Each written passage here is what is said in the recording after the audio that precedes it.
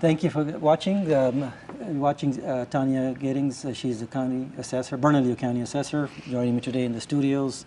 We brought you out of your office today to come and talk to us about how the functionings of the assessor, because I wanted to know myself and how it functions. I know I looked into it many times. You know, most people that own properties, they look into it. The very first thing we learned is that 30-day period where we are able to contest, and I think you went over that, where there's only a 30-day period there. And I think that's the law, where you have to kind of contest it. And if they miss that window, it goes into the following year, I think, right? Right. It goes into when you receive your notice of value, your property tax bill in November, you have another window to file a suit for refund. And I think the main thing, I'm sorry, I didn't mean to interrupt you there, but main thing is when you have a mortgage versus you own the property outright, you get that bill, so you see it as a bill, am I right? Or how does that work when the mortgage company is getting it?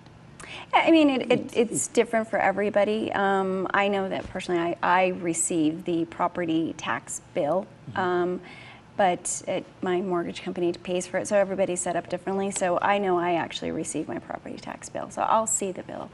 But I think everybody's set up a little bit differently. And so that's why when that does happen, those are the type of questions we do get calls on. And those are the things I was curious about first time I called. Like, well, why am I getting it? It says this is not a bill or something to that effect. It's an assessment or something like that.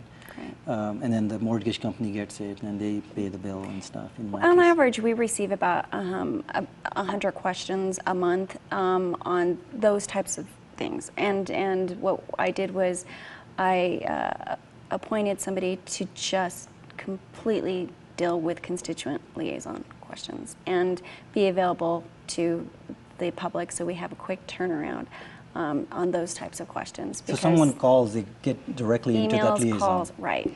And I think that's who I had in the past when I called, because the person that was on the phone was very knowledgeable, knew what they were saying, they knew exactly what to say to me when I asked them certain questions. And if they're informed, I think they're pretty much on the nose as far as answering questions. Right. Yeah, right. So that's the department that. So overall, you feel comfortable in your position there, and you feel like. I do. I mean, again, being in office 17 months, we really have accomplished a lot. My job is to administer property tax statutes, and as fairly and ensure that the properties in Bernalillo County are assessed as fair and equitable as possible per statute. And I feel like we've done a really good job. We want to make sure people are taking advantage of those property tax exemptions just to help lower the assessment of their values and lower their tax bills. We want to make sure property owners are educated on what the assessor's office does and how we can help them.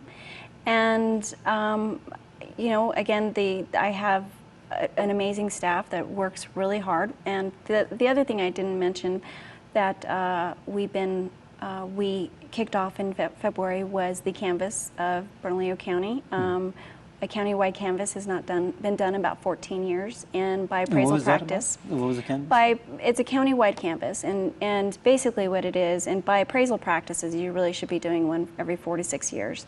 Right now, Sandoval County is in their, I think, second or third year of their county-wide canvass, and then Donna Ana County as well. And Santa Fe just finished doing a data collection.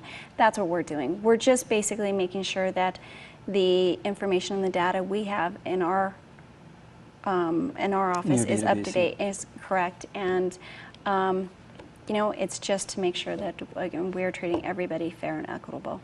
How often do you update the information, or do they have a specific time? It's a yearly basis, it's but updated every year. Again, you know, through the years, just in change of systems and stuff like that, building permits, or certificate of occupancies, those things may have not gone through the systems. And so, again, the point of the canvas is to make sure that we are just doing a thorough job with the county and making sure people are being assessed properly. Do you get, and this is just a question that just popped in my head there, do you get investors that come into the state or in our county that are interested because they're buying multiple properties? Is there a separate way that the assessor we don't has to do? really. You don't get into that? No. So it's a one set fee for everyone, right? How the assessment is done.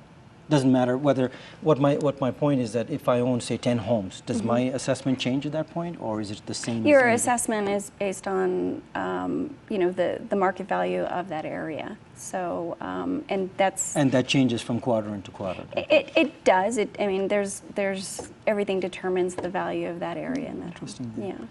Yeah. So, I mean, I would like to just say that in the Bernalillo County Assessor's Office, we've done a lot of positive changes this year.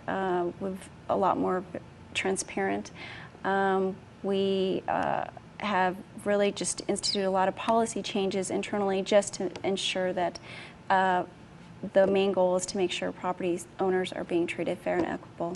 So you're comfortable? Was there anything that you would like to see change as far as the office itself, or you think pretty much status quo is?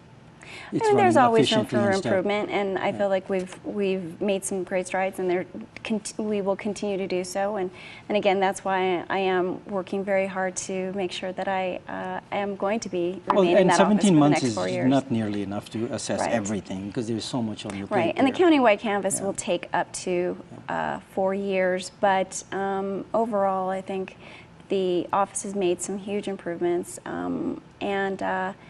but we still have a lot of work ahead of us. So you're pretty happy with this, pretty much the office and everything, your position. You're happy that you're there. Yeah, I feel fortunate to be there. I was born and raised here in Albuquerque, and it's just an absolute honor to be able to serve in the county that I was born and raised in.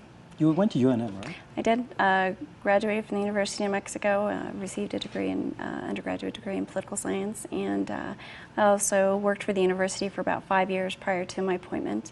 I was their government relations officer, and really, I mean, I think working for the university, I had to deal with 8 different constituent groups that all had various opinions and different agendas and goals, and so I really had to find that middle ground to make sure that we were responsive to each one, and I think that experience administratively is what I bring to that office. Yeah, and if you went to UNM, then you probably know a lot of the people that are in government right now, because a lot of these the individuals that we know, they're all from UNM and stuff, because they all grew up here and stuff. Yes, yeah. And I think the commitment is there to serve your own county, your own state and stuff. It is. I have a strong commitment to public service. I've been a public servant for over 20 plus years, and so I love what I get to do, and it's an honor. Well, I think you're doing a great job, and I think I wish you best on your campaign there. I know you're on the ballot. So come back and see us. Thank you very much for having me. Time there. I appreciate it. Thank you for coming in. Okay. That's it. We're out of time. That was Tanya Giddings, County Assessor for Bernalillo County. Thank you.